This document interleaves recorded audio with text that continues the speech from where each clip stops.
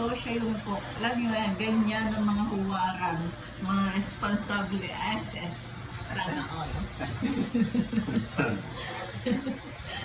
Pagdating na work, siya ang taga-luto. May dala-dala siya ano to? Ha? Ibi.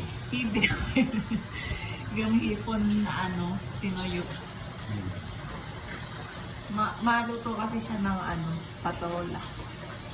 Kasi ano, mas gusto namin yung ganyan. Marami dala siyang saging. Para mawala, malinis ng ano, yung ano kahapon. Yung paris ni Diwata. Ano masasabi mo sa akin para sa Diwata? Sarap naman siya, pero medyo maalat na ng konti. Saka ano. Siguro yung chicharon bulaklak, huwag siyang lutuin ng sobra kasi pumapait. Medyo pumait na siya kasi over-toasted. Ito ang masasabi ko. Oh, nakita nyo ayun yung kanyang punasabi. Ay, yung lahat ng sahog na ay puro prito.